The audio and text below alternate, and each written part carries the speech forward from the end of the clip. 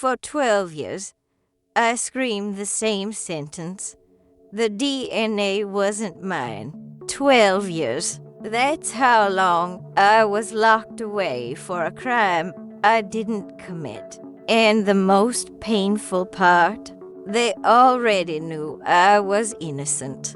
The DNA test came back clean, not a partial match, not inconclusive, just not me. I remember the courtroom like a nightmare I couldn't wake up from.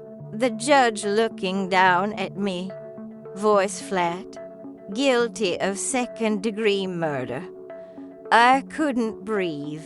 My knees buckled. I clutched the table like it could save me from drowning. Somewhere behind me, my son cried out. He was 10, old enough to understand the word guilty, but too young to understand betrayal by the justice system. I turned to look at him. They told me not to, but I had to. His eyes were wide with fear.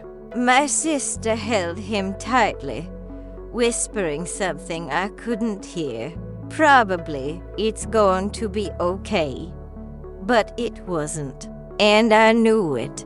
The prosecutor smiled, like he'd just won a prize. All he needed was a theory, not facts, not proof. He stood up and said things like jealous rage and emotional instability, like I was some character in a TV drama. They said I murdered a man I once dated. A man who ended the relationship months earlier. A man who was later found stabbed in his own apartment. The only evidence they had was that I had once loved him. That and a witness who changed her story 3 times. But the DNA found under his fingernails, the one piece of physical evidence, was not mine. That was confirmed, scientifically, in black and white. But they called it not significant. Said I could have worn gloves. My public defender didn't fight back. She stood there like her hands were tied. Maybe they were.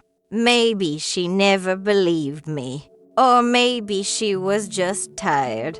Tired of trying to fix a system built to stay broken. I wanted to scream. I wanted to shout.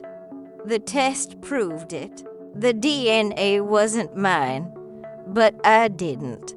Because every time I opened my mouth, they twisted it. Every tear I cried was proof of guilt.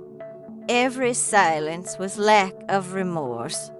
So I just stood there, numb, frozen, watching my life be handed a number, watching strangers decide my fate like it was a game, watching the truth drown under a pile of convenient lies. The news headlines came next. Jealous ex convicted in lover's murder. They used an old picture of me from a night I had too much to drink, made me look like a woman with secrets. They didn't mention the DNA. When they took me away, I wasn't thinking about the sentence. I was thinking about my son. Who would cook his dinner? Who would remind him to brush his teeth? Who would tell him the world isn't always this cruel? They shackled my wrists and ankles like I was dangerous, like I hadn't spent my life working double shifts to keep food on the table, like I hadn't begged for help from a system that promised innocent until proven guilty. 12 years for something I didn't do, for something science said I didn't do. And still, They locked the door and walked away, because once the system points its finger, it rarely admits it was wrong. And all I could think, as the prison bus pulled away, was this: if the truth didn't save me, what would? Before all of this, I lived a simple life. Nothing fancy, nothing loud, just me, my son Elijah, and a little 2-bedroom apartment that always smelled like lavender and laundry detergent. I worked at a daycare center on the east side of town. Long hours, low pay, but I loved it. I loved the kids, the chaos, the tiny victories like getting a 4-year-old to eat broccoli or tie their shoes for the first time. Every morning started the same.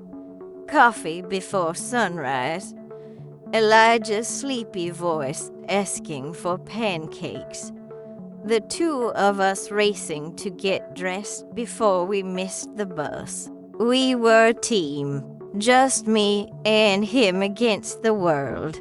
He loved to draw. Our fridge was covered in crayon masterpieces, superheroes, animals with 6 legs, stick figure, families holding hands. One of them had a big sun in the corner, with the words, "Mommy is my hero." I saved that one. We didn't have much. Rent took most of my check. Groceries came from discount stores. Clothes were hand-me-downs. But we had peace. We had routine. And for a long time, that was enough. I had met Marcus, the man they said I killed at a church fundraiser. He was charming, funny, polite. We dated for a few months, but things ended when I realized we wanted different things. He was into parties, late nights, expensive taste. I wasn't. There was no big fight, no drama, just a slow fade. We went our separate ways. I thought that was the end of it. But months later, he turned up dead, and I turned up as the perfect scapegoat.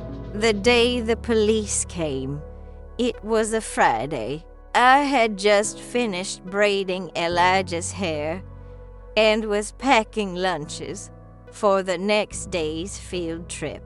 When I opened the door and saw 2 detectives, I thought maybe something had happened to a family member. I never imagined it was me they came for. They asked me to come down to the station. Just a few questions.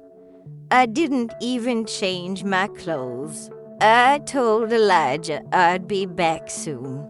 Be good for Auntie T, I said, kissing his forehead. He nodded, holding his Spider-Man lunchbox. At the station, they started off calm, polite even, but their questions were sharp, calculated. Where were you on the night of May 17th? Did you and Marcus argue? Would you say you felt hurt by the breakup? I answered everything openly, naively. I didn't have anything to hide. I even told them I had nothing but good memories of Marcus, that I was happy he had moved on. But they didn't want to hear that. They told me they found my name in his call logs, that I had texted him once a few weeks ago. Just checking in, I said. But they twisted it, said it showed I couldn't let go. Then they brought up the DNA found on his body skin cells under his nails, hair on his pillow. I held my breath, waiting for the relief. "It's not mine," I said, and they confirmed it wasn't. That should have been the end of it. Case closed. But instead, they said, "Maybe you wore gloves. Maybe you were careful." That's when I knew I wasn't there for answers. I was there for blame. When they arrested me, Elijah was at school. He came home to an empty house and a note on the fridge that said, "Back soon." But I never came back. And that note, it stayed there for years. Prison isn't just a place, it's a feeling. A cold that gets into your bones and never really leaves. It's the sound of keys at 4 a.m., the smell of bleach and fear, the silence that screams louder than anything. When I first walked through those gates, it felt like I was being erased. My name was replaced with a number. My clothes were replaced with a uniform, 2 sizes too big. My dignity, it didn't make it past intake. They made me strip in front of strangers, told me to squat and cough, like I was already something filthy, something broken. I remember thinking, this can't be real. But it was, and it would be every day for the next 12 years. My cell was barely big enough for 2 people. The toilet was right next to the bed.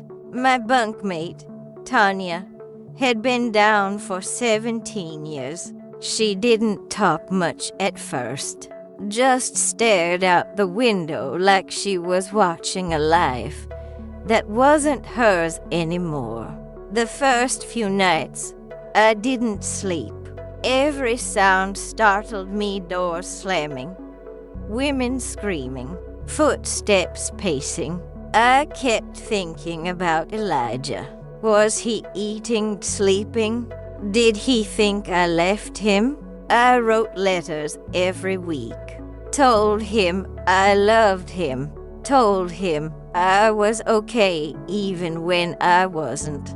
I drew little pictures in the corners. He used to love that. But I never got a reply.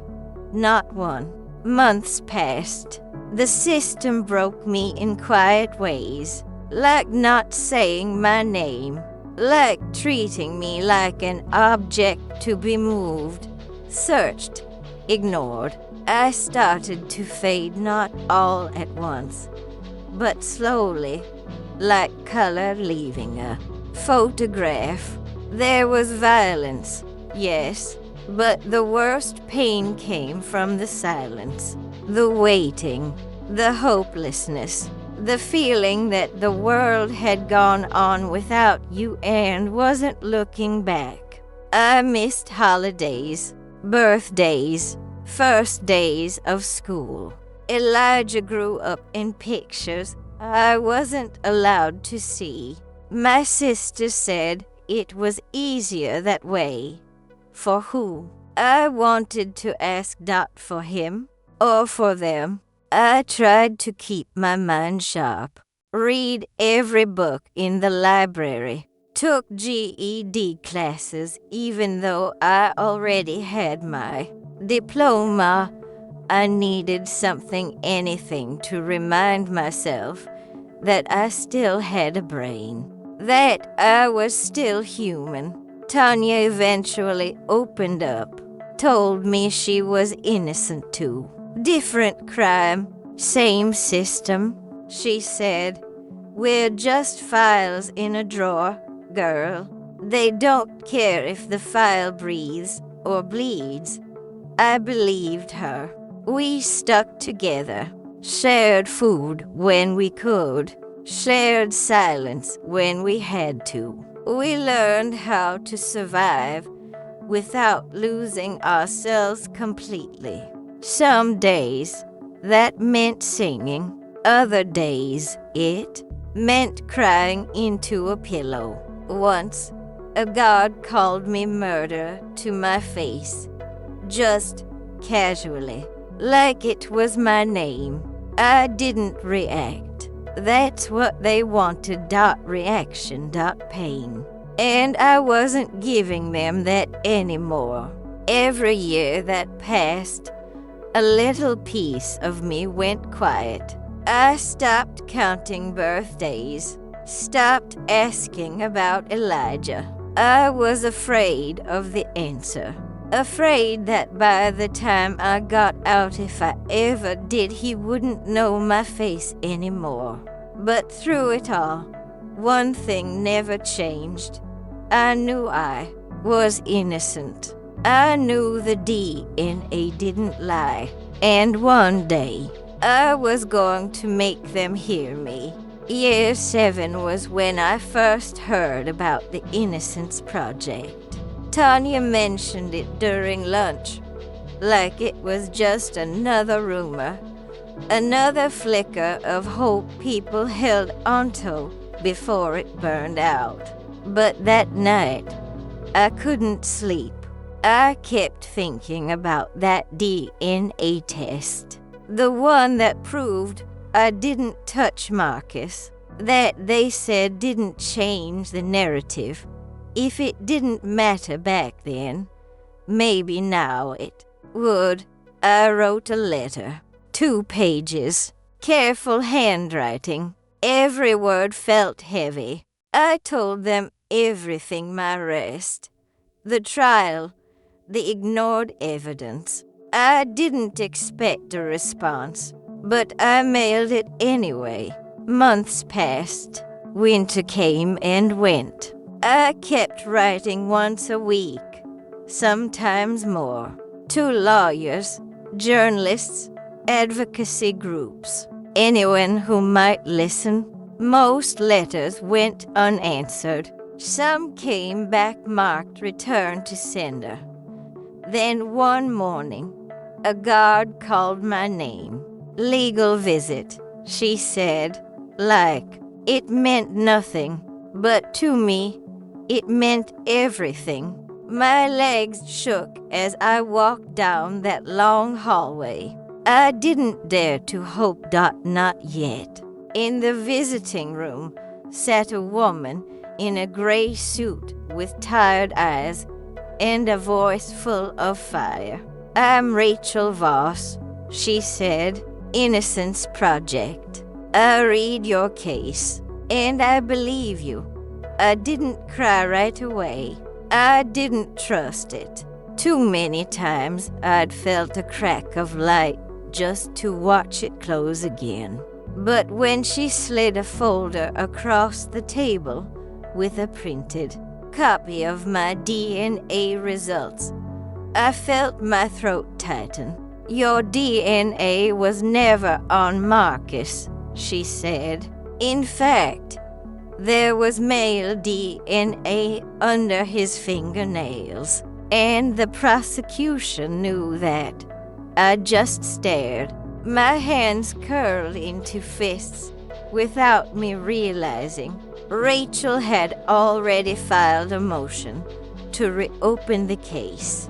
"They violated Brady disclosure," she said.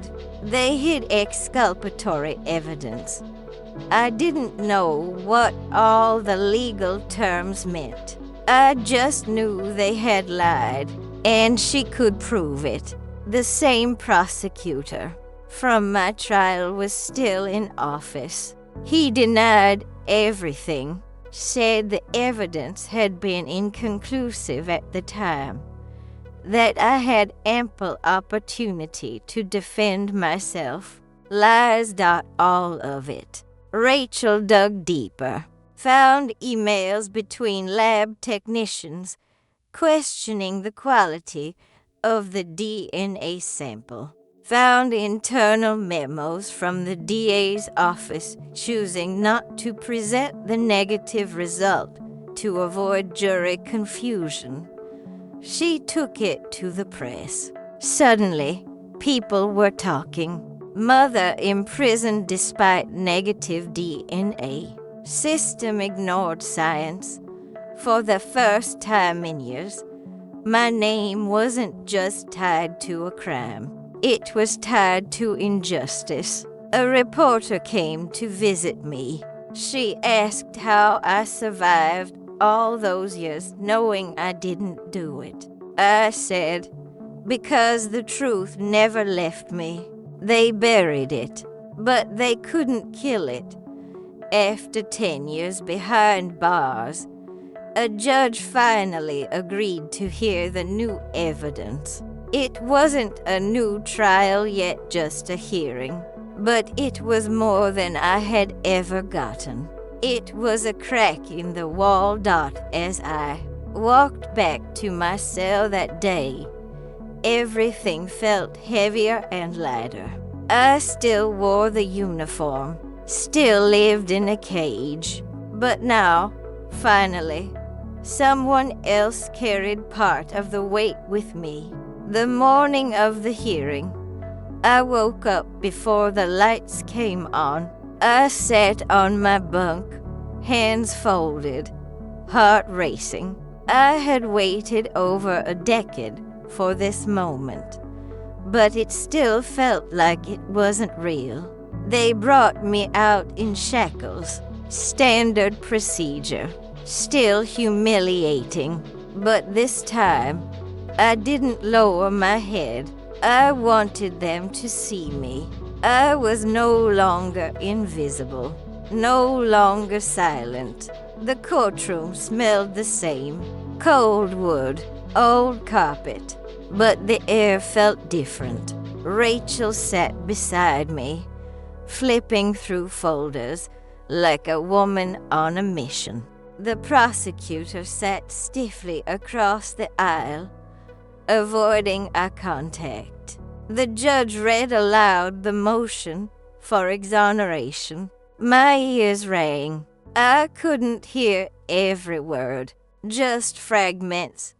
Withheld evidence, DNA exclusion, prosecutorial misconduct.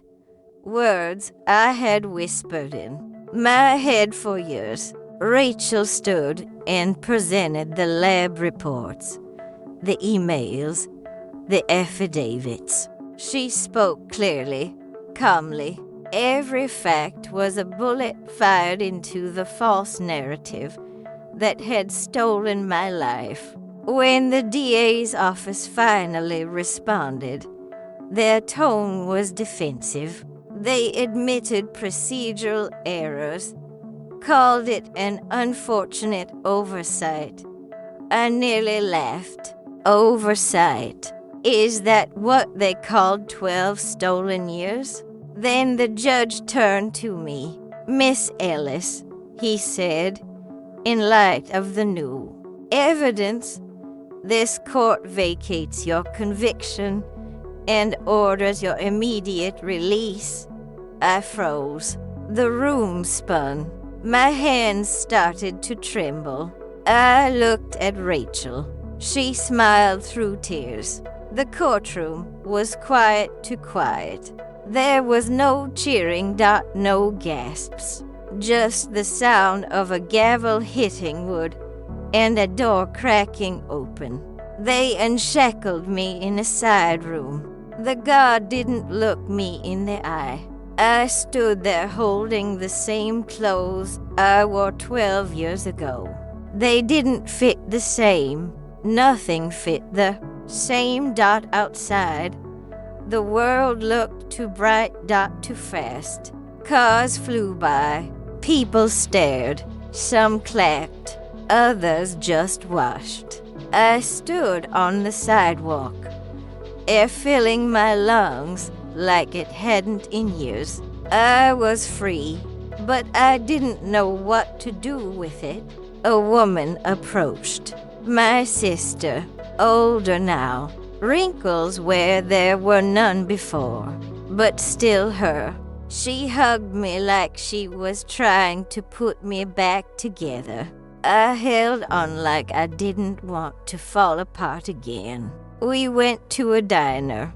I ordered pancakes and stared at the menu like it was a foreign language. I didn't want to talk. I just wanted to taste freedom literally. Syrup and butter never felt so sacred. That night, I slept in a real bed, in a quiet room. No metal clanging, no guards shouting.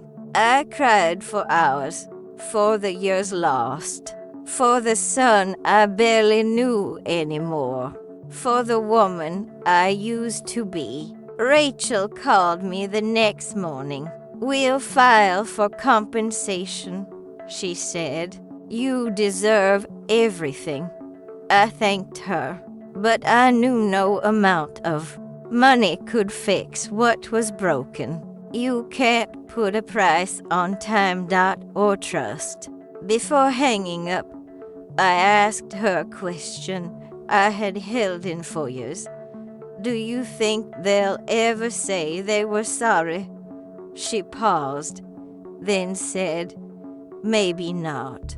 But the world knows now, and that matters too. Freedom isn't what I imagined. It's not loud or fast. It's quiet, heavy, like wearing someone else's coat until it starts to feel like yours." At first, I was afraid of silence. I'd wake up expecting alarms, counts, footsteps outside my door. It took weeks before I could sleep through the night without jumping at shadows.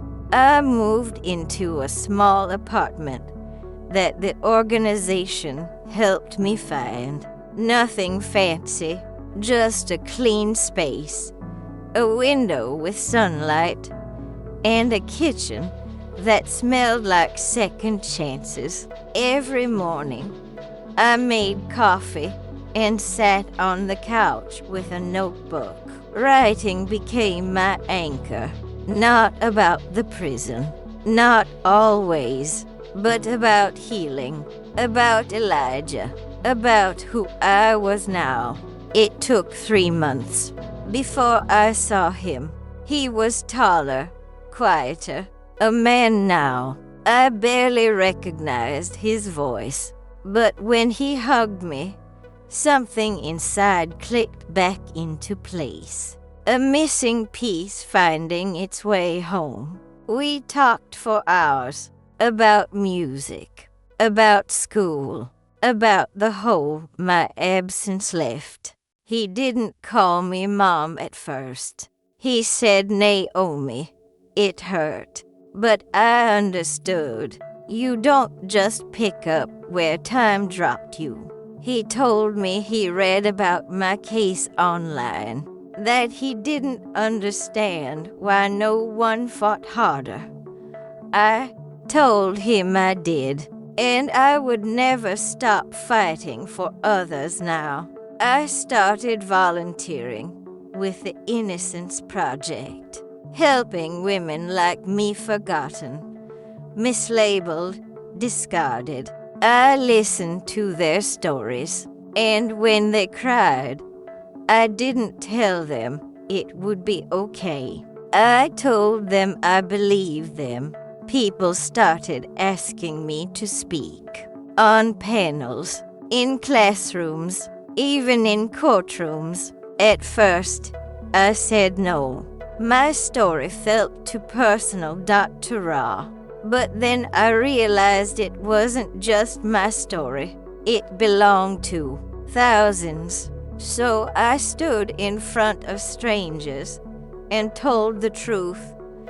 They took 12 years from me, but they didn't take my mind, and they damn sure didn't take my voice. I filed a lawsuit, not for revenge, but for accountability. The settlement won't fix anything, but it will fund something. A scholarship in Marcus's name. Because yes, he was the victim too. And the system failed us both. Sometimes I still walk by courthouses and feel the weight. I see guards, lawyers, jurors, and I wonder how many other women they've misjudged. How many still sit in silence, still waiting. At night, I light a candle by my window. One flame, one story. I write a new letter each week to women I've never met, still behind bars. I end each one the same way. You are not forgotten. I see you. The world moves fast now. I don't always keep up, but I've learned something no prison can erase. Survival is power, and telling your truth, that's freedom. 12 years ago, I was silenced. Today, I speak, and I will never stop.